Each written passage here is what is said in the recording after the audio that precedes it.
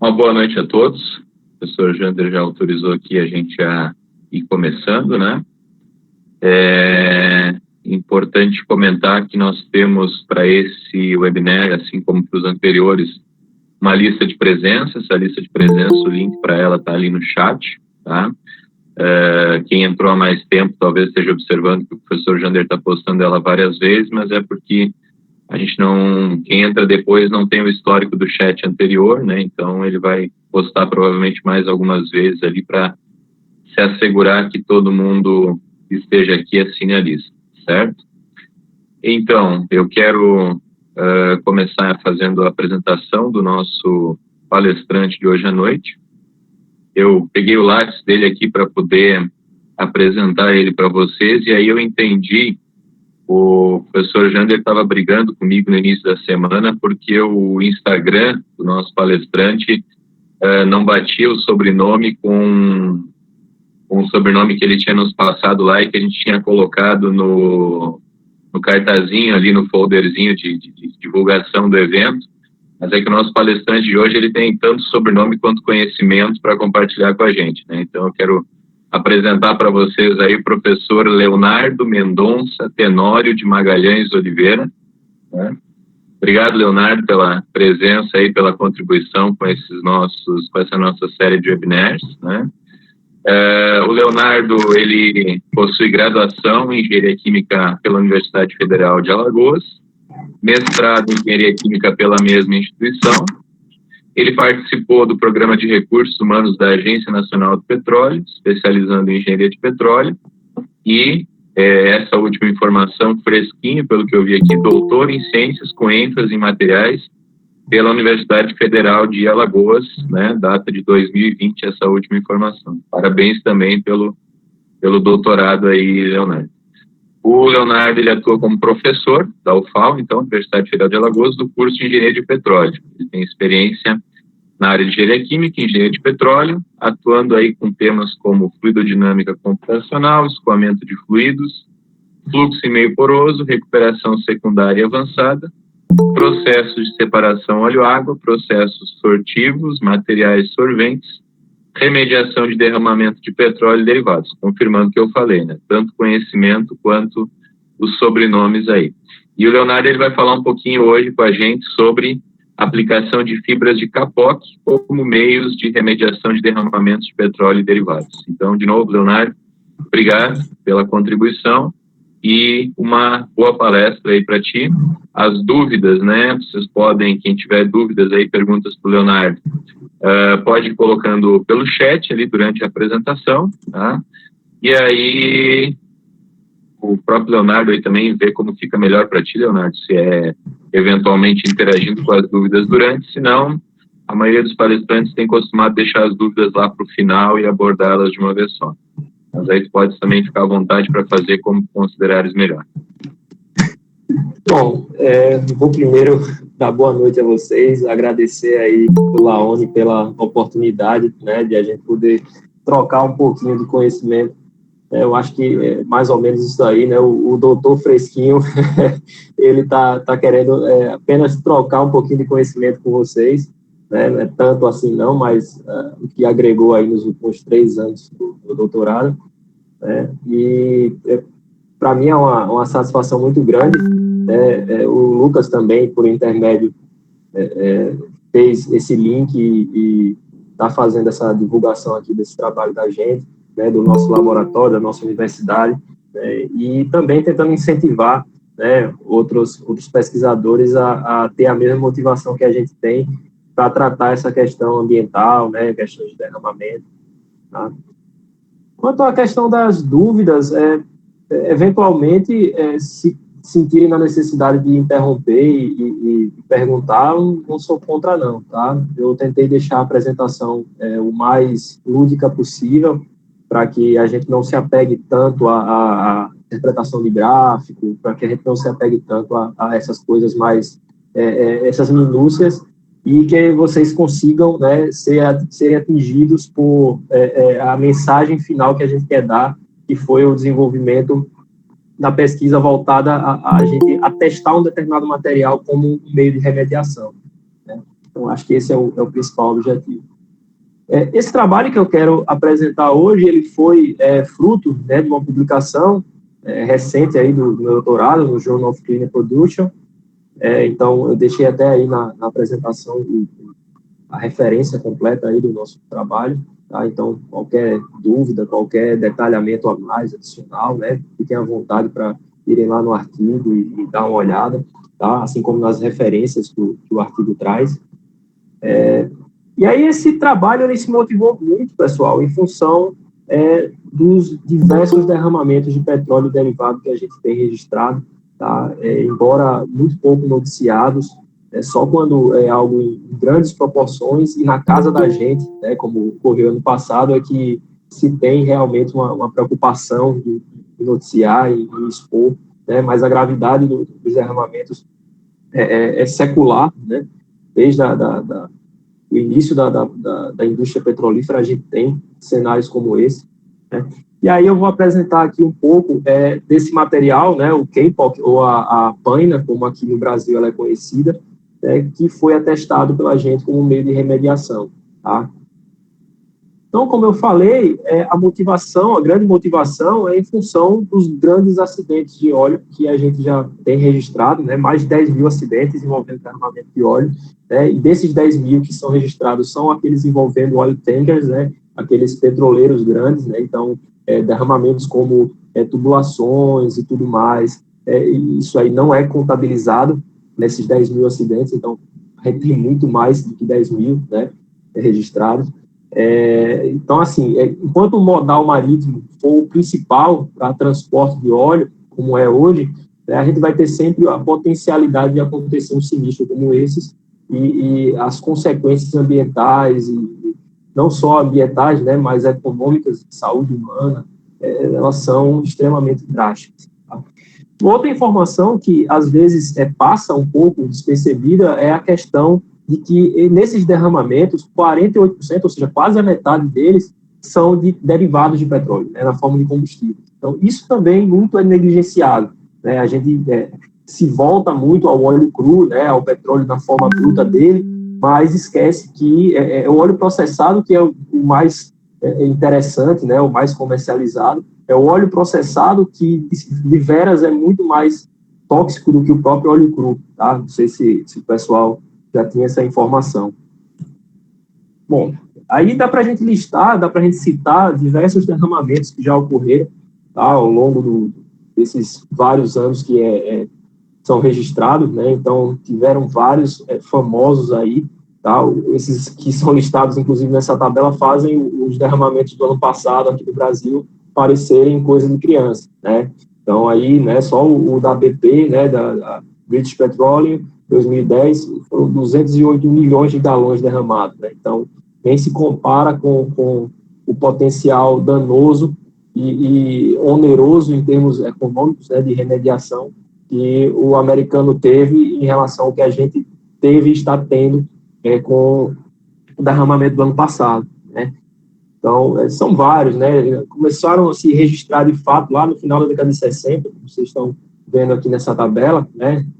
Meados aí de 67, que se começou a registrar, mas antes disso já tinham tido inúmeros acidentes envolvendo óleo. Aqui no Brasil, né, inclusive, chamou muito a atenção o derramamento que houve em 2019, no passado, principalmente porque foi classificado como o maior desastre envolvendo óleo aqui do Brasil, né? A gente não tinha tido um impacto desse, com mais de 900 pontos de praia atingidos, né, com quase 4 mil quilômetros de extensão, com óleo bem viscoso, né, bem pesado, e gerou um resíduo oleoso acima das 4 mil toneladas. Então, isso aí acabou sendo, né, o pior desastre que a gente poderia ter, né, com zonas sensíveis atingidas, né? Essas zonas sensíveis seriam corais, seriam mangues, né, enfim. Até o santuário do peixe-boi aqui em Alagoas teve que ser protegido lá com a barreira, porque tinha óleo chegando ali perto também dos bichinhos, né? Então, isso também se classifica como zona sensível. Então, aqui, isso foi eu diria, a gota d'água, talvez, para o país acordar e ver que não estamos preparados suficientemente bem para poder arcar tanto com o derramamento em si, quanto às consequências que o derramamento vem trazendo, né, a longo prazo. Então, isso mostrou que a gente precisa investir em tecnologia inteligente, precisa investir em logística para poder agir nesses cenários, né. Quanto ao derramamento derivado, tá, eu costumo dizer que eles também são extremamente subnoticiados, tá, mas, e aí eu voltando aqui a atenção ao óleo diesel, tá, se vocês puxarem aí no Google, até na literatura também, vocês vão ver que é muito comum, tá, então vocês vão achar notícias direto, essa aí é notícia recente aí do ano passado, né, aliás, esse ano, 2020, março de 2020, carreta de 60 mil litros, né, de diesel tomba, né, aquele cargueiro lá da Vale, né, o minério de ferro estava vazando diesel também, esse ano aí, em fevereiro, né, outro vazamento aí em Galápagos, né, fez declarar estado de emergência, né, na Patagônia, né, isso aí no ano passado, que ainda esse ano, né, 40 mil litros de óleo diesel, né, no sul da Bahia lá, teve vazamento, né, então assim, são muito pouco noticiados na grande mídia, e faz com que a gente ache que é um problema em menores proporções, né? Inclusive, teve mais um, né, recentemente, esse foi entre maio e junho, que ocorreu lá no Oceano Ártico, que pegou um rio lá na Rússia, tá? Foram 20 mil toneladas de óleo diesel derramados nesse rio, né? Então, os pesquisadores, inclusive, citaram que vão demorar cerca de 15 a 20 anos para que o rio volte a ser o que era, né? E provavelmente não vai ser do mesmo jeito que era antes, mesmo que volte nas proximidades ao que era. A bioacumulação que vai acontecer aí vai ser absurda, né? Então, a gente vê que há uma necessidade, né? Existe a demanda, né? Que o problema é a demanda nesse caso, né? E aí requer que a gente, né, nós como pesquisadores, atuemos aí para descobrir, né, desvendar outras tecnologias, né, métodos inteligentes que possam contornar isso aí, né?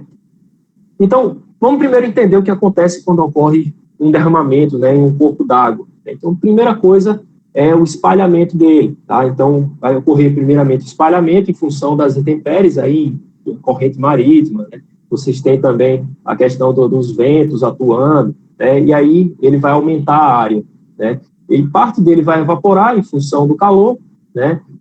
Uma parte dele vai também oxidar, né? Vai fotoxidar aqui, e a depender das condições de turbulência da região, né, das águas em que eles se encontram, eles podem emulsificar, podem dissolver, podem se dispersar, né, uma parte pode sedimentar, muito em função da evaporação, né, ele vai se tornar cada vez mais denso, vai perder as frações leves, vai ficando só aquela parte mais pesada, né, e acaba tendo a sedimentação.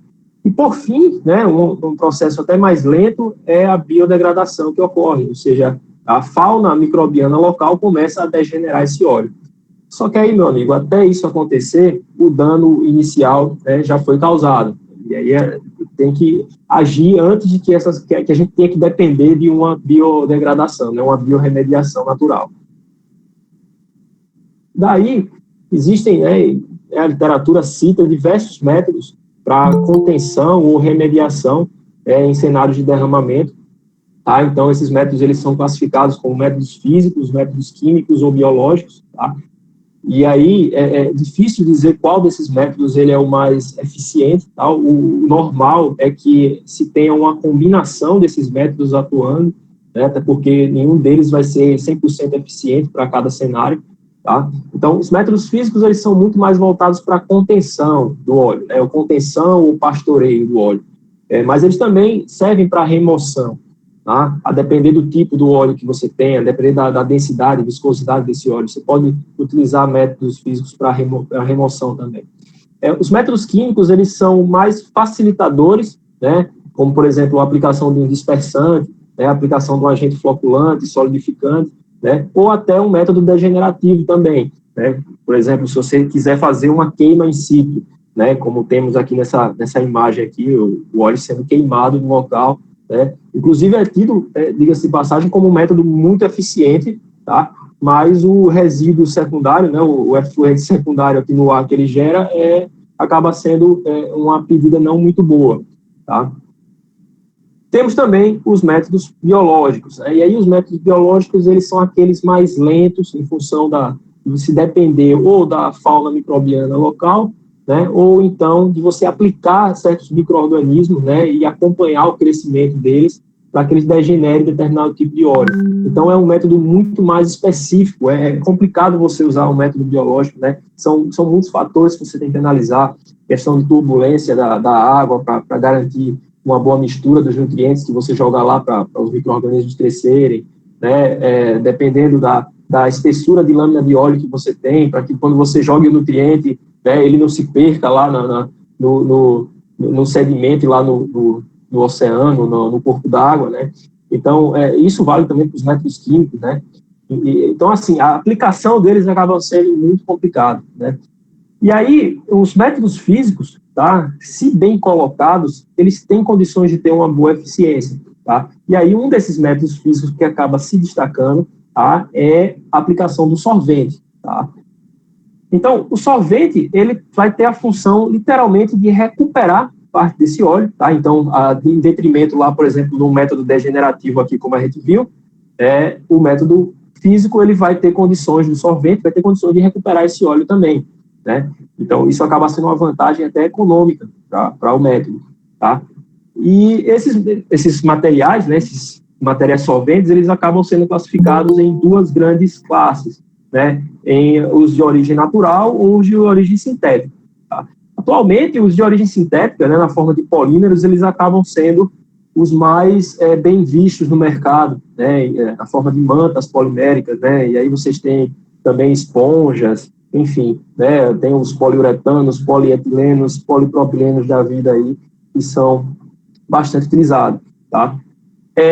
E os de origem natural, eles acabam sendo um pouco negligenciados em função da grande eficiência que os sintéticos acabam tendo, né, dentro desses cenários. Inclusive, não sei se... eu podia ter até colocado aqui na apresentação, não sei se vocês acompanharam, viram nas notícias, nas Ilhas Maurício tiveram lá teve um derramamento também, né, por causa de um cargueiro que até se partiu no navio depois, né, e a população local fez materiais solventes, fizeram barreiras solventes aí, né, como aqui essa figura C, fizeram um preenchimento até com cabelo humano para colocar no mar e fazer a contenção desse óleo, né. Então, os solventes, inclusive, eles podem aparecer na forma de barreiras, como apresentado aqui na figura em A, né, a forma de mantas, como em B, né, aqui ainda ele está sendo mostrado na forma de barreiras, aqui nesse caso um material natural sendo preenchido aqui, né, e também, né, na forma de pellets ou flocos, como temos aqui na figura D. Há outras formas também de se aplicar solvente, tá? Você pode particular o material e aplicar na água lá para poder fazer ele sorver o óleo, né? Ele reunir, né? Agrupar o óleo, facilitar a remoção posterior dele. Né? Bom, então, como é que se dá a aplicação do solvente, né? Falando assim, a grosso modo. Então, primeiro você tem que identificar a zona de óleo, né? Então, temos aí uma imagem com um derramamento de óleo, e aí você aplica o material em contato direto, tá? Então, esse material vai ter uma certa interação com o óleo, ou seja, a gente chama isso de oleofilicidade, né? Ele vai ter essa interação com o óleo, e após um determinado tempo, ele vai solver esse óleo, como a gente chama, né? Ele vai reunir dentro das cavidades, dentro dos poros de sua estrutura, todo esse óleo, né? E aí, consequentemente, é só remover o solvente que você vai ter o ambiente limpo novamente. Né? Então, essa é a ideia de aplicação do método de solvente. Tá? E o processo de sorção, né, o processo que rege, né, toda essa remoção, ele é a combinação de dois grandes fenômenos, né, que é o fenômeno de absorção e adsorção. Tá? Então, como é que seria isso? Então, a gente tem o solvente, que é o nosso material, que a gente está aplicando no meio, e ele vai ficar em contato com o sorvato, que seria o nosso óleo. Né? Então, primeiramente, por questões de oleofilicidade, né, ou questões de preferência de grupos funcionais, vamos dizer assim, de afinidade, né, seletividade ao óleo em detrimento à água, né, o sorvato ele iria entrar em contato com esse material, iria preencher os poros, né, as estruturas, as cavidades, né, mais grosseiras do material, né, o volume interno do material, e aí aqui em B a gente teria a absorção em si, né, quando o material sofre aquele inchamento, né? Então, isso seria a absorção. E, por fim, né, adentrando mais nos meso e microporos, né, e interagindo com a superfície do material em si, a gente teria o fenômeno de adsorção. Então, como é difícil a gente entender qual desses fenômenos eles representam mais o processo que a gente observa, então a gente considera isso um processo combinado chamado sorção, ou seja, não é nem a absorção e nem a adsorção, né? É algo muito mais genérico, ele engloba os dois, né? Até porque muitos autores consideram que é só a absorção. Isso a gente considera um erro porque se o material fosse, por exemplo, uma esponja, você colocasse ele lá no óleo, né, ele absorve tudo e você levanta ele do óleo, né, se não tiver interação superficial nenhuma, o óleo poderia, pelo mesmo poro que ele entrou no material, ele poderia simplesmente sair, né? Ele iria sair e voltaria para a água lá, tudo de novo, né? Mas essa interação, né, a adsorção, faz com que ele continue preenchido, né? E outros fenômenos também, né? Fenômenos de capilaridade, né? E etc., faz com que o material fique coeso dentro do bulk, né, do sorvete, tá? E aí, para a gente classificar um material como solvente, algumas características têm que ser garantidas, tá? Então, quais são essas características? Primeira de todas, né, de praxe, é a molhabilidade ao óleo, tá? Então, temos que garantir que o material ele tem aquela afinidade que estávamos falando, né? Então, ele tem que ser oleofílico e, preferencialmente, também hidrofóbico, né? O material também tem que ter uma capacidade de sorção elevada, ou seja, ele tem que ter, dentro da sua estrutura, uma morfologia que facilite esse preenchimento, né, e um preenchimento de um grande volume de óleo, tá? Então, é isso que a gente chama a capacidade de sorção. Ela é medida atualmente em gramas de óleo que você consegue remover por grama de material, né? É mais ou menos isso. Além disso, além da capacidade alta de sorção, tem que ter uma taxa de sorção elevada também. Então, não adianta você pegar o material, jogar lá na água e esperar 1 hora, 2 horas, 3, 4, para que o óleo preencha esse sorvete, né? Você está perdendo dinheiro com isso aí, né? O sorvete comercial está matando a pau, né? Para você atestar um sorvete, um novo sorvete, você tem que garantir que você colocou ele em contato lá, o mais rápido possível ele puxe esse óleo para dentro, né? Então, essa taxa, né, essa cinética, ela tem que ser rápida, tá? Também tem que ter uma certa reciclabilidade, né? O material, ele precisa, você precisa garantir que você tem condições de reutilizar ele depois, né? Então, sei lá, o material tem que ser, por exemplo, comprimível, para que você consiga comprimir ele, né, por um método de compressão simples, você conseguir recuperar parte desse óleo e reaplicar ele no ambiente poluído, né? Ou, enfim, ele não ser degradado por algum solvente que você utilize para fazer a extração desse óleo, né? Enfim, ele precisa de reciclabilidade, né? Você precisa de reuso, né? Garantir isso aí. E outra coisa é em relação à densidade e geometria, tá? Então, isso também é vital. A densidade tem que ser baixa o suficiente para que você consiga fazer com que ele flutue, né? E mesmo que ele absorva óleo, né? Ele sorva óleo, você tem que garantir que ele vai continuar flutuando, então tem que ter uma baixa densidade. E a geometria tem que fazer com que o material ele tenha uma certa compacidade, né? Você consiga dobrá-lo, você consiga armazená-lo, por exemplo, num navio, né? Num porão daqueles cargueiros lá, né? Como vocês podem observar aqui, para que, numa eventualidade, você remova o material e coloque, né? Sei lá, desdobre ele, né? E consiga colocar lá a sua manta, o seu solvente, sua barreira na água, né? Então, você precisa garantir isso aí, tá? Opa.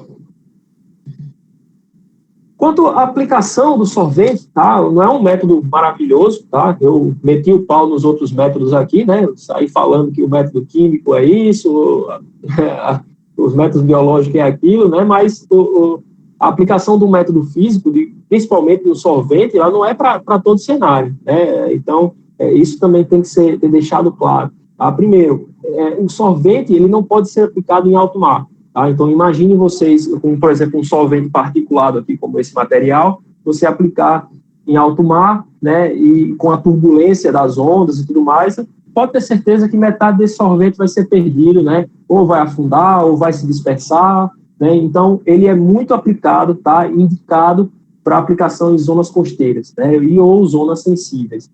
E também para pequenas quantidades de óleo, porque a depender do volume de óleo que tenha, né, você vai precisar de um volume e uma massa de solvente muito elevado, tá, para poder fazer toda essa remediação. Então, isso também tem que pesar quando da aplicação, quando da escolha de aplicação de um sorvete, né? Não pode ser assim, de qualquer jeito, tá? E a mesma coisa quando se desenvolve um solvente novo, quando se descobre uma capacidade de solvente de um material, né? Tem que se fazer com que o mínimo de material seja utilizado para maximizar a quantidade de óleo que você remove.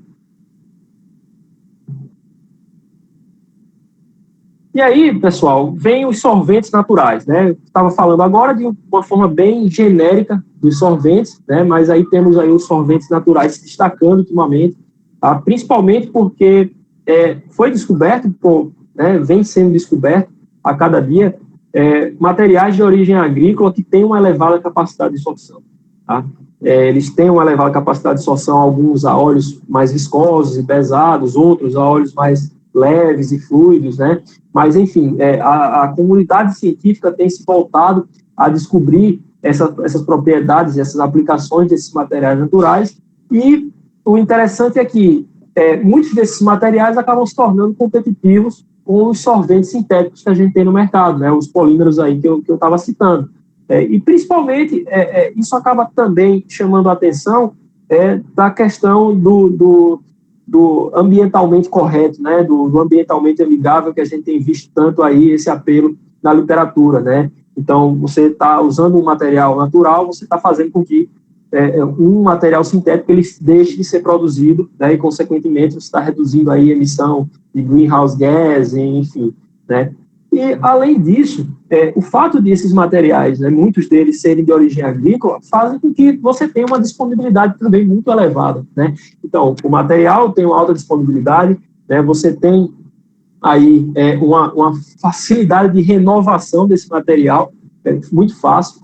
Você tem que o material também ele é biodegradável por ser natural, então, de certa forma, ele não vai gerar um grande fluente depois, né, uma grande biomassa contaminada depois, somente pelo reuso e as reaplicações que você pode ter. Você pode depois queimar o material das fontes para poder gerar energia, coisa que você não vai fazer com um polímero sintético, né? Então, assim, tem muita vantagem quando a utilização de um material natural, né? Bom, e tem a outra motivação também, né, da busca pelos solventes naturais, que é a baixa eficiência de remediação que os solventes sintéticos têm apresentado, tá? Então, muitos deles têm uma recuperação ineficiente em função da sua baixa capacidade de sorção e, principalmente, sua baixa capacidade de captura de óleo, de sua baixa estabilidade do óleo dentro do seu volume, tá? Então, vocês percebam aqui nessa imagem, onde essa barreira está lixiviando uma grande quantidade de óleo aqui, ou seja, esse material solvente, ele não tem uma boa estabilidade de captura, ou seja, ele puxa o óleo, mas se você tirar ele do contato com o óleo, depois ele vai começar a soltar esse óleo, tá? Então, é interessante fazer essa busca por materiais naturais que eles tenham uma interação forte o suficiente com o óleo para que cenários como esse não ocorram, até porque a gente evita estar criando um resíduo secundário aqui, né? Ou seja, o cara, além de ter que fazer a regeneração dessa barreira depois, o cara ainda vai ter que tratar essa areia aqui, né? Esse ambiente que está contaminado, esse solo aqui que está contaminado com óleo, tá? Então, isso acaba sendo bem problemático. Então, é preciso buscar solventes naturais com essa capacidade, tá?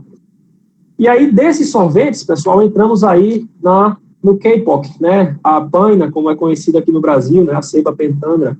Eu não sei como é a produção desse material no sul, não sei se vocês já viram árvores desse tipo por aí, né? Mas é uma árvore com um caráter bem mais tropical, tá? Ela não consegue produzir bem seus frutos abaixo de 20 graus Celsius, então por isso que eu não sei aí na época que ela floresce como é o clima enfim, não sei como é o desenvolvimento aí desse fruto, tá? Mas a Suma-Uma, como é conhecida aqui no Brasil, a árvore, tá? Ela produz, né, o Kapok, ou a paina, como temos aqui, que são essas fibras aqui que mais parecem com algodão, né? Eu estaria até sendo herege com o algodão. O algodão é muito pesado comparado ao Kapok, tá? O Kapok é bem mais leve do que o algodão. Você pegar um chumaço assim de algodão, você jogar, ele cai no chão, né? O Kapok não, ele vai flutuar um bocado ainda até cair, tá? Então, seria um herege comparar isso com o algodão. É muito leve, tá? Baixíssima densidade. Então, a literatura tem utilizado bastante esse material para testá-lo como material solvente, tá? Então, existem vários estudos que tratam desse material para meios de remediação, tá? Não vi nenhum registro real ainda de aplicação em um cenário real, tá? Todos que eu vi foram em cenários controlados, mas principalmente a literatura asiática trata desse material, tá? Principalmente porque na Ásia temos os maiores produtores de Kapok, tá? Então, hoje a Indonésia e a Tailândia que dominam aí o mercado de produção disso aí, tá? Mas aqui também, nas florestas tropicais, na América Central e do Sul, temos inúmeras árvores né, da mesma espécie, né, e com esse mesmo potencial, espera-se, né? Embora que as árvores que encontramos lá na Ásia, elas têm uma característica diferente daquelas que são encontradas na América Central e do Sul, né? Então, o que acontece? A literatura, ela sempre atestava a capacidade de sorção e o potencial de remediação de Kapok de lá da Ásia, né? Então, você vê aqui, né, que a literatura traz a Tailândia, Malásia, China, Filipinas, Indonésia, então, é tudo asiático, tá? E aí, eles observaram, né, dentro desses estudos, que a sorção aproximada desse material seria de 12 a 38 gramas por grama, né? Ou seja, o que significa isso? Que o material, isso aqui para diesel, tá, pessoal? Para remoção de diesel, consegue capturar de 12 a 38 vezes o próprio peso em diesel, tá? Isso é muita coisa, né? Isso é muita coisa. Se você comparar com outros materiais naturais que a gente tem por aí, como, por exemplo, a fibra de coco, né, que é um material bem comum,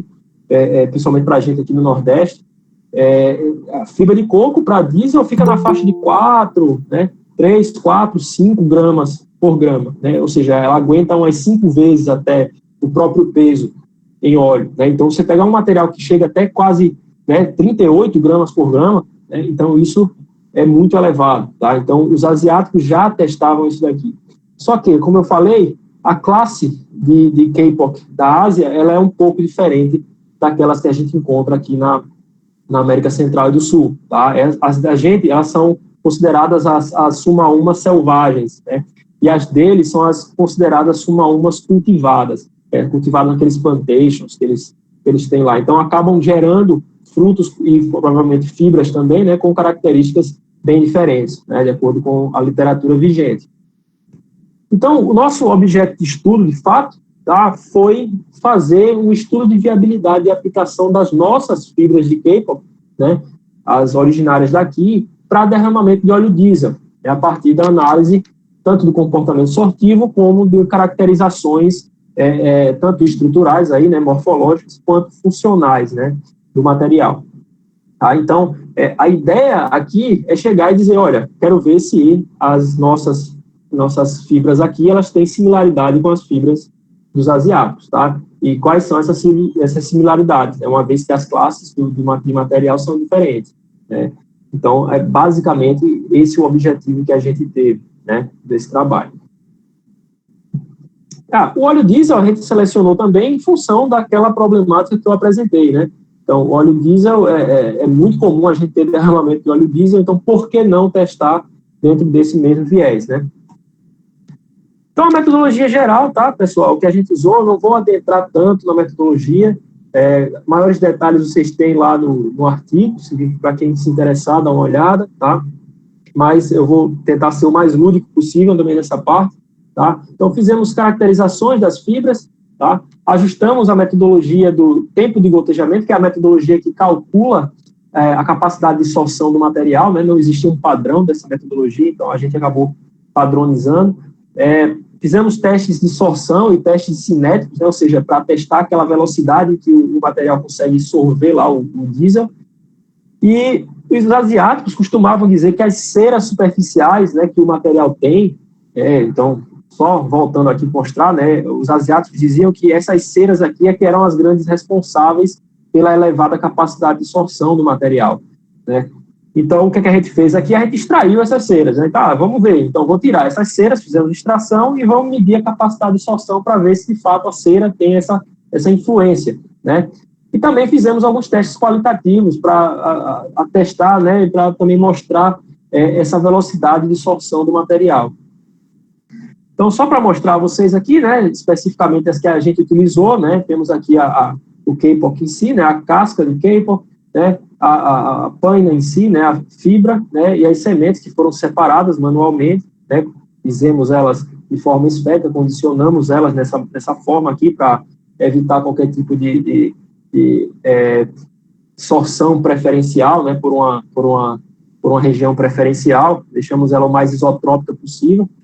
E aí fizemos algumas caracterizações, e aí eu não vou entrar na teoria disso aí, tá? Fizemos aí o infravermelho do material para identificar grupo funcional, a microscopia eletrônica de varredura para ver a estrutura do material, fizemos termogravimetria também para testar e confirmar algumas observações que fizemos aí no infravermelho, e também fizemos a espectroscopia de fotoluminescência para identificar alguma característica luminescente aí nesse material. Então, como é que se deu o teste de sorção, né? Só a título de informação. A gente construiu um sistemazinho, um aparatozinho diretamente na balança para fazer a medição da diferença de massa que a gente observa, né, no sistemazinho aqui de diesel. Preencheu esse becker aqui com uma certa quantidade de diesel, tá? Então, a gente pegou esse gancho, aplicou a amostra de paina e desceu dentro do diesel, tá? Então, sob um determinado tempo de contato, que a gente setou de acordo com a literatura aqui, 30 minutos, tá? O material ficava sorvendo lá e depois removíamos e deixávamos gotejar até o excesso de óleo, né, sair do material, né? Ele ficava gotejando para perder o óleo livre, né? E aí depois a gente pegava a diferença de massa, né? A massa inicial que o becker com diesel tinha, menos a massa final, e dividíamos pela massa de amostra. E beleza, a gente tinha a medida de sorção aí do material, né? Então, para saber o tempo de gotejamento, né, para quanto tempo o diabo dessa fibra ficava gotejando lá, né, a gente também fez um testezinho cinético, tá? Então, o que fizemos? Deixamos lá 30 minutos, depois subimos o material e fizemos a aferição de sorção, né, de massa do sistema a cada tempo, a cada 30 segundos, né, durante vários minutos. E aí fomos observando a redução, né, da massa de óleo que tinha lá no sistema, porque o sistema estava gotejando, né, até um ponto em que o sistema vai parar de gotejar, né? Então chega um ponto que ele para o gotejamento, perdeu o óleo livre todo, e aí é nesse ponto que a gente afere o tempo de gotejamento, né? Chegou nessa iminência de assíntota aqui que, opa, temos o tempo de gotejamento também. E esse tempo foi determinado, né, para ser 10 minutos para o nosso sistema.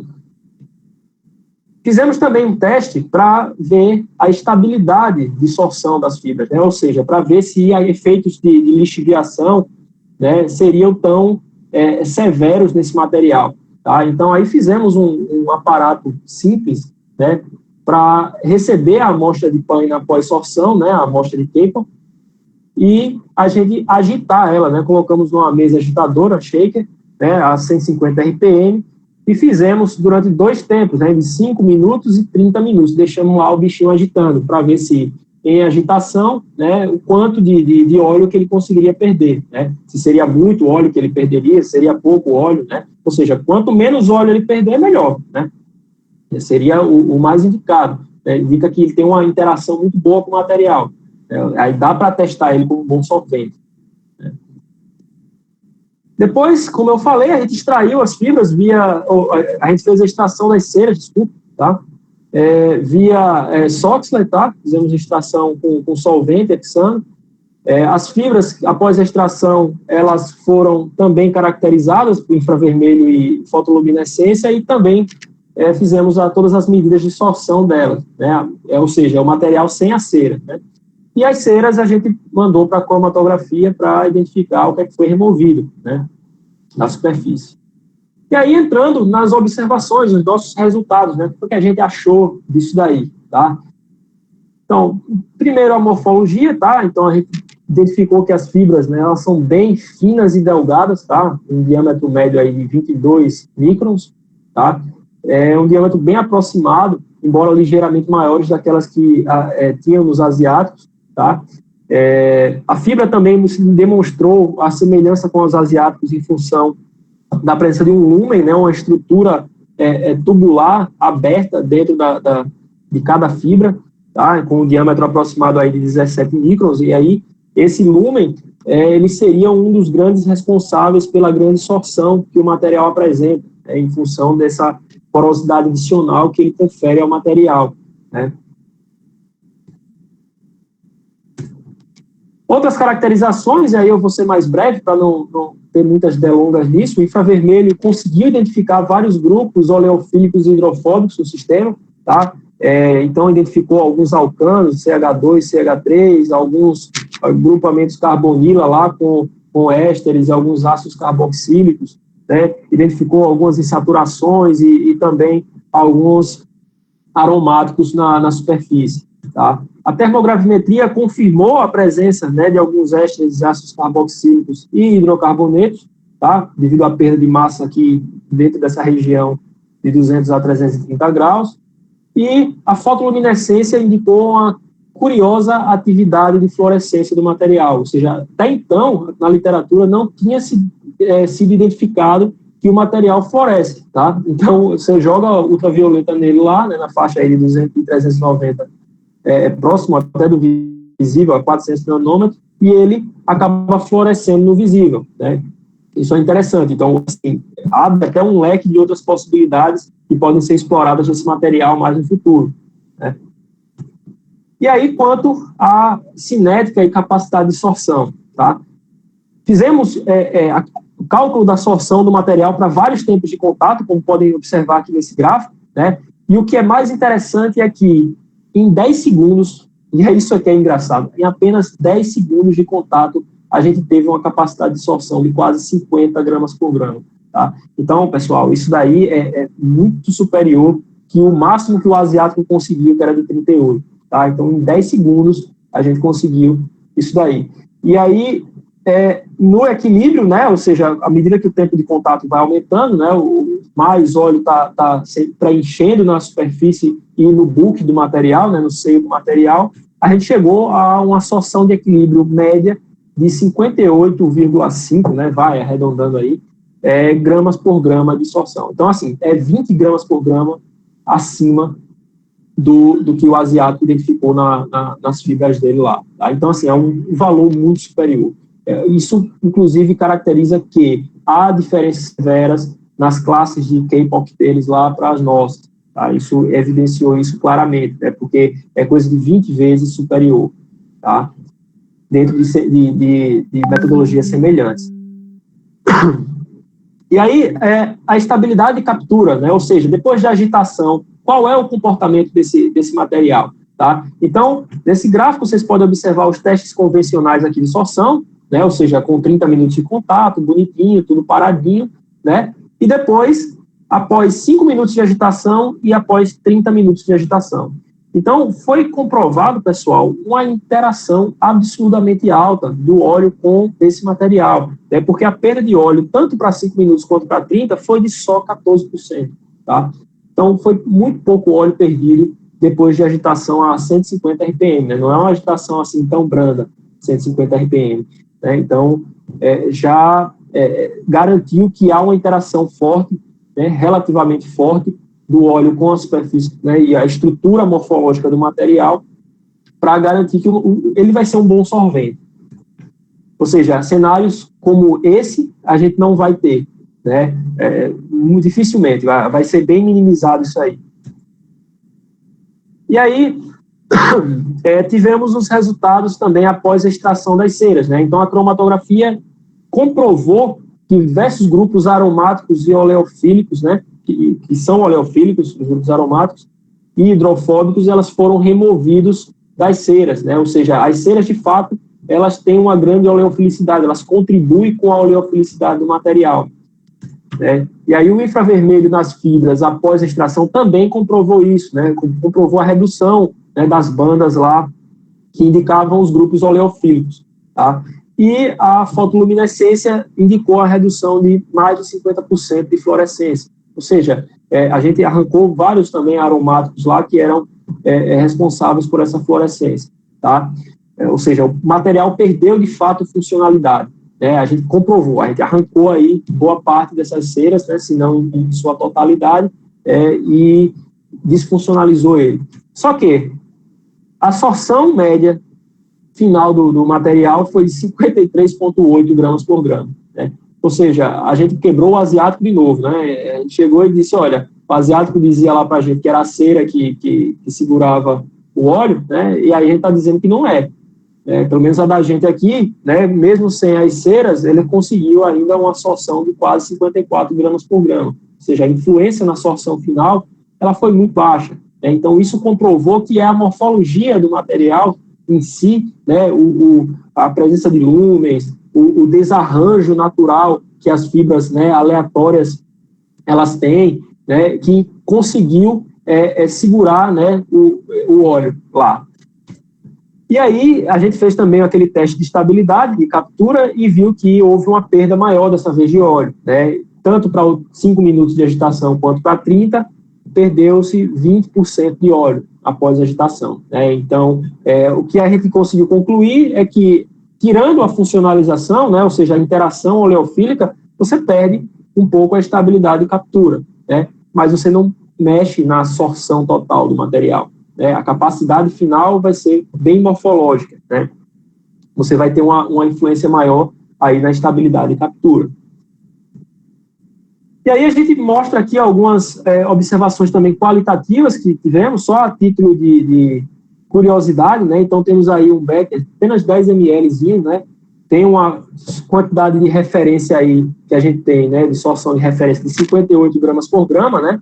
Ou seja, a gente colocou o K-POC aí em contato com o diesel apenas 3 segundos e a gente removeu, pessoal, 46,14 gramas por grama de material, né? Ele removeu 46 vezes o peso dele, só nesses 3 segundos. Ou seja, foi 80% do total de óleo que tinha aí, que era a quantidade de referência lá que a gente tinha, né? Então, em apenas 3 segundos, a gente obteve isso aí.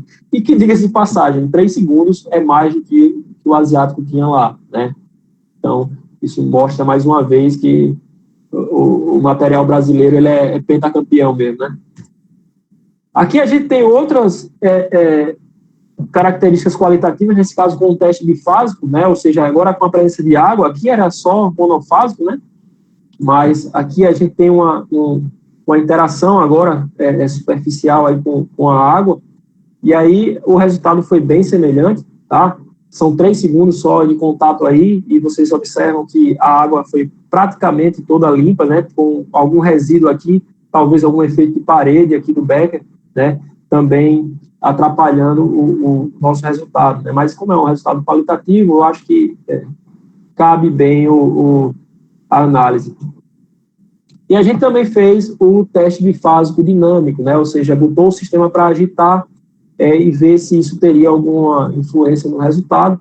E vocês podem observar que houve uma remoção drástica também na quantidade de óleo que a gente tinha, né? Com algum resíduo talvez um pouco maior de diesel, principalmente em função da turbulência, né? Então você tem arraste envolvido, né? Você tem aí também um pouco de absorção de água pelo material, enfim, né? Isso acaba atrapalhando um pouco a absorção em relação ao estático, né? E aí, por fim, né, só a título de mostra mesmo, né, mostrar a velocidade como ocorre o sistema, né, a absorção. Então, você vê que a água vai ficando bem branquinha rapidinho, né, e no instante ele consegue sorver tudo. É interessante notar também que o material, né, mesmo após a sorção, ele poderia dessolver em função de alguma turbulência que houvesse aqui na interface, né? Mas isso não ocorre, né? A interação é muito alta em relação aos grupos oleofílicos que ele tem, tá? Opa! Então, o que é que a gente concluiu desse trabalho, pessoal? Que partindo lá, né, do material natural, a gente conseguiu, né, com um tempo de contato de até 30 minutos, chegar numa absorção de 58,5 gramas por grama nesse material, né? Ou seja, garante que, com outras características que ele tem, como a questão da densidade baixa, né, que vai garantir flutuabilidade, né, o fato de ele ser bem compressível, né, faz com que ele tenha uma certa compacidade, né, e a rápida absorção que foi atestada, né, em 3 segundos ele removeu 80% chegar até 80% de sua capacidade máxima, né, então é muita coisa. Então isso comprovou que o material ele tem condições, né, associando também a sua estabilidade elevada de captura, de se atuar como um solvente, um bom solvente extremamente competitivo frente aos polímeros sintéticos, né, que a gente tem. A gente também atestou nesse trabalho que a absorção foi o mecanismo principal que atuou, né, e que a influência dos grupos oleofílicos e ceras superficiais, ela é mais para a cinética em si, ou seja, para a velocidade em que o sistema ocorre, né, que o fenômeno ocorre, e também para segurar o óleo na estrutura do material, né, mas a capacidade máxima de sorção mesmo, ela foi uma influência da morfologia do material, tá? E aí, só a título de indicar outros trabalhos que a gente tem na área, a gente passou a desenvolver na área com bons alunos aí que temos no laboratório de processo, tá? Temos feito simulação em fluidodinâmica computacional da aplicação desses solventes, né? Então, temos aí algumas simulações já fazendo o solvente na forma de manta, né? E identificando o comportamento fluidodinâmico e de sorção desse material frente a, por exemplo, uma corrente marítima, frente à ação de ventos, né? Então, temos aí alunos engajados nisso daí. Também temos testado outros materiais, como potenciais solventes, né? Além disso, criando filmes, né? Dando uma maior compacidade para esses materiais, né? Uma facilidade de transporte, uma facilidade de atuação, né? Como vocês podem ver aqui, isso aqui era um filme de fibra de coco, tá? Que foi desenvolvido. Também temos feito aplicações desses materiais na forma de barreiras, né? É uma outra forma, um outro método físico que também é aplicado, né? O solvente na forma de barreira, né? Como contenção. Então, temos avaliado aí o desempenho desses materiais e trazido um pouco desses resultados experimentais para a simulação dessas aplicações, né? E também em ambiente CFD, né? Uma ferramenta que a gente tem utilizado aí e está compartilhando um pouco aqui com vocês, que ela é extremamente útil para fazer a validação de alguns fenômenos que muitas vezes são difíceis de se alcançar, né? É difícil você simular, por exemplo, uma barreira de 100 metros de comprimento, né? Até em bancada é difícil você fazer o experimento e depois jogar no scale-up lá e dar a mesma coisa, né?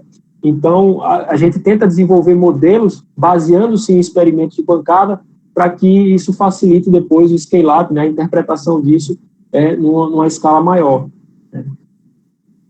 Bom, então, essa aí foi a apresentação, pessoal. Eu apresento aqui também o nosso grupo, isso aí eu acho que no último webinar o Lucas também mostrou para vocês, né? O nosso laboratório, o Laboratório de Processos, liderado aí pelo professor Lucas, né? Eu tenho compartilhado aí algumas dessas demandas aí do laboratório, junto também com o professor Leandro e o Kleber, que é responsável técnico aqui do laboratório, tá?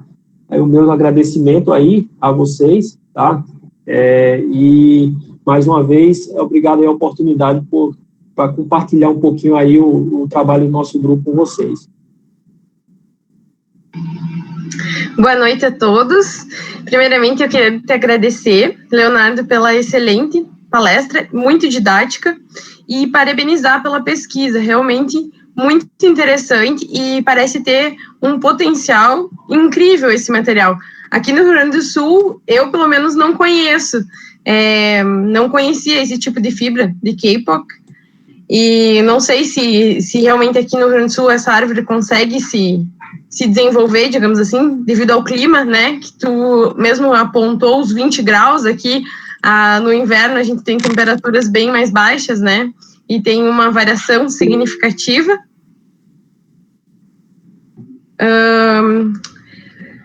Por enquanto, não temos ainda perguntas no chat, mas eu já vou te fazer uma pergunta, então, aproveitando o gancho. Quero te perguntar se vocês já pensaram em o que fazer depois, porque, por exemplo, a gente vai realizar a sorção, e aí depois teria como separar o diesel e como tratar a fibra, enfim, alguma coisa nesse sentido.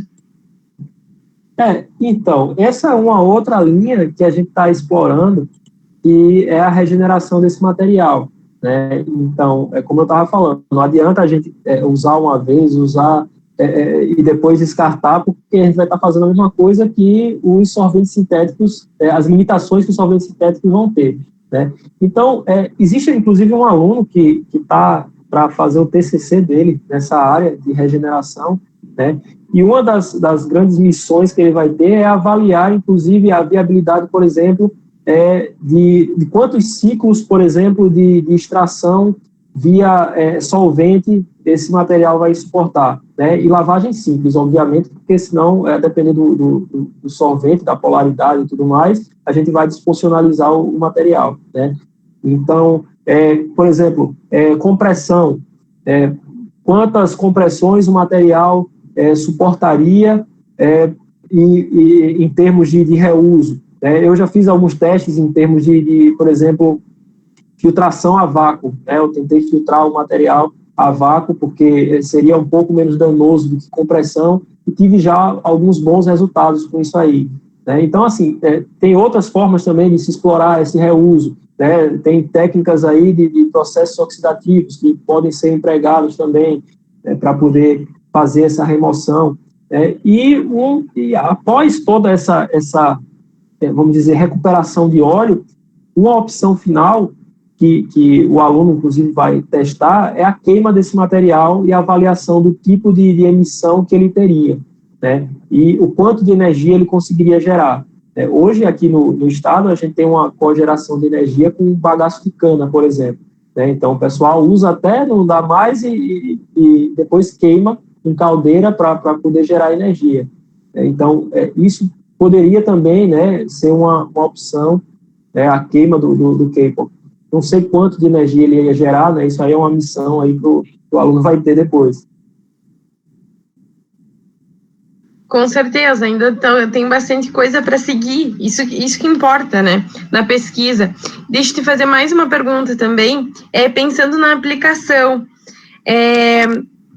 Na tua pesquisa, tu aplicou para absorver o diesel. Vocês chegaram a pensar em testar petróleo bruto ou outras frações de petróleo, uma vez que a gente tem derramamentos de petróleo bruto e de outras frações também? Sim, testamos com outros óleos também. Na realidade, o diesel foi a publicação principal, né? Mas já fizemos testes com óleo de motor, já fizemos testes com óleo lubrificante, já fizemos testes com óleo cru também, e a viabilidade é alta, mas não tanto quanto o diesel. O óleo cru ele pode chegar até mais, né? Temos resultados aí acima de 60 gramas por grama com óleo cru. Só que depende muito da característica desse óleo, né?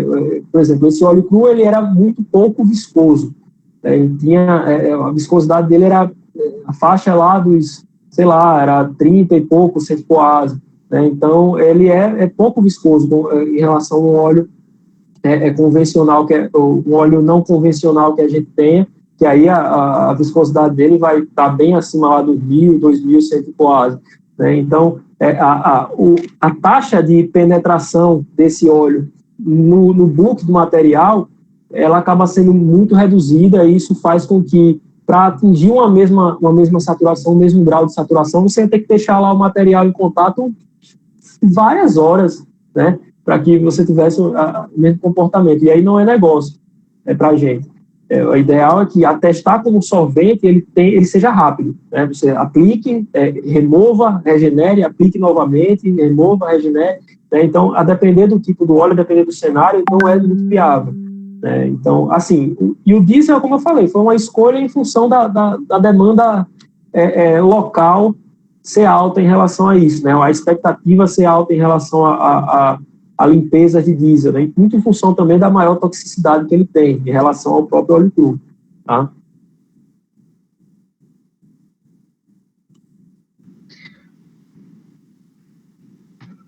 Por enquanto, não sei, pessoal, se alguém tem alguma dúvida e gostaria de perguntar, colocar no chat ou falar também.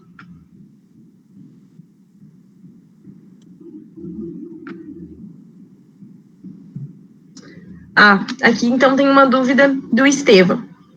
Ele está te parabenizando, Leonardo, pela apresentação, e ele pergunta se existe uma perspectiva de desenvolvimento de um produto comercial desse material, como adsorvente ou sorvente aqui no Brasil. Então, eu desconheço qualquer iniciativa voltada ao comercial disso aí, né? O que eu sei é que existem vários esforços para tornar o material um pouco mais apresentável comercialmente. Eu digo isso porque quem lida com K-pop sabe que o algodão ele é muito mais organizado. O algodão ele fica no lugar. O K-pop não, é como eu falei, ele simplesmente tende por ser tão leve, ele tende a ficar se desprendendo. Então, existem várias iniciativas já voltando o material para outras formas, né? Conformar ele na forma de manta, conformar ele na forma de um filme, enfim. Então, essas iniciativas existem, né? Mas dentro ainda do ramo acadêmico. O ramo comercial eu ainda não vi. A aplicação que se tem hoje para K-pop, tá, pessoal, ela é meramente voltado para você fazer enchimento de colchão, você fazer enchimento de travesseiro, boia salva-vida, né? Então, é isso que usam o K-pop hoje em dia, inclusive lá na Ásia, tá? O padrão é isso aí que o pessoal usa. Leonardo, aqui então tem mais uma pergunta do José Duarte. Em virtude dos resultados de PLE, você acha que fotocatálise pode ser uma opção de regeneração desse material? Sim, é algo a se explorar, né? Inclusive uma pergunta bem interessante, porque em vários sentidos a fotocatálise daria para explorar esse material. O primeiro seria como um material suporte, né? Então, de cara, em função da elevada área superficial que ele tem, né? Em função da uma certa facilidade que o material tem em termos de ser relativamente inócuo e não degenerar o que você suportar lá nele, né? Então, isso já seria uma facilidade. Outra coisa é em função assim, uma vez que ele apresenta essa característica, né, de fluorescência, isso pode indicar, né, obviamente não é uma confirmação, mas pode indicar que ele sozinho tenha alguma característica fotocatalítica. Ele pode sozinho, e você aplicando lá um UV nele, né, ele degenerar lá um poluente ou alguma coisa, né, em função, né, dessa lentidão de recombinação que ele tem em função da fluorescência. Tá? Muitos materiais aí que têm esse caráter fotocatalítico, os semicondutores, né, eles apresentam um comportamento bem semelhante. Né? E a atividade de fluorescência, né, do material, ela foi muito comparável a esse tipo de material fotocatalítico. Né? Inclusive, o pico foi muito semelhante, né, em termos de intensidade.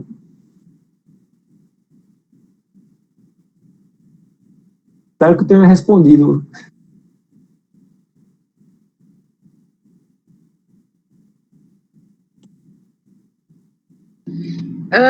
Assim, só expandindo a aplicação do K-pop, pensando em outras aplicações também, tu teria conhecimento se existe aplicação já como adsorvente para, por exemplo, outros poluentes? Sim. Como, porque, né, tem desde fármacos ou corantes que o pessoal trabalha bastante, digamos assim. Sim, existe a aplicação para isso já, só que os que aparecem como aplicação para isso, o material foi funcionalizado com alguma coisa, né? Uhum. Então, eles funcionaram com algum silicato, eles funcionalizaram com algum, sei lá, né, algum óxido específico, né, que tenha carga suficiente para poder ter afinidade com determinado corante, né? Então, eles usaram o material meramente como suporte, né? Assim, eu não digo que ele não teria uma capacidade de adsorção sozinho, né? Mas o fato de ele ser muito hidrofóbico faz com que o poluente ele está com uma baixa concentração na própria água, né? Então, é muito complicado você fazer com que o poluente que está no meio, que não interage com o material, ele vá se ligar à superfície, né? Então, assim, eu não vou ser ávido a dizer que ele pode não funcionar, que ele não vai funcionar, né? Mas eu acho improvável que ele sozinho vá conseguir fazer isso, né? Principalmente voltando-se para a água, né? Talvez se o poluente estiver num óleo, né? Se você quiser, né? Num sistema oleoso, remover determinado componente que esteja lá, pode ser que o resultado seja melhor, mas em água eu acho complicado ele sozinho, mas tem aplicações pós-funcionalizações. Tá?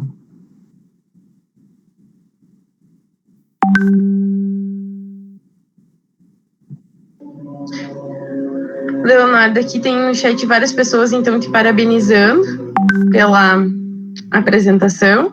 Eu não sei se o pessoal tem mais alguma pergunta. Por enquanto, ninguém ainda se pronunciou.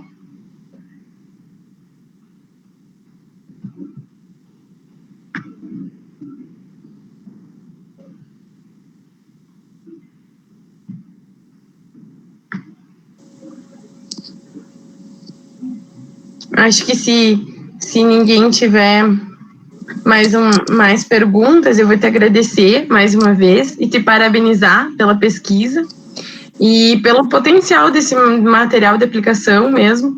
É realmente uma pesquisa que parece ter aplicação, isso é bem interessante, e a gente precisa se preocupar com essa questão ambiental, uma vez que vem ocorrendo, e sempre ocorreu, acidentes relacionados ao petróleo, já que hoje ainda é a nossa matriz energética principal.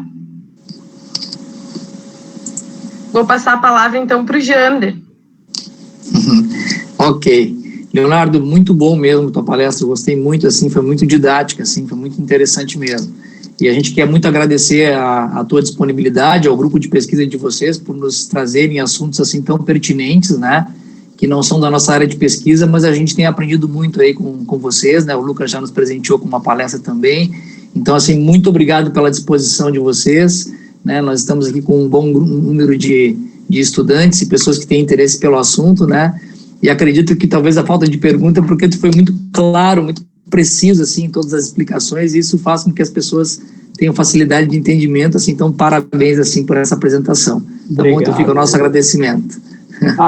Como eu falei, eu que agradeço, é uma oportunidade muito boa para a gente gerar esse link aí com vocês do Sul, né, e também deixar em aberto o que vocês estiverem precisando, tanto a respeito do conhecimento, o pouco conhecimento que a gente tem aqui, né, quanto de recurso, de pesquisa, enfim, né, que a gente puder contribuir, né, fazer esse link com vocês, vamos estar sempre abertos. Sim. Aqui, tá? E mais uma vez, eu que agradeço a vocês aí a oportunidade.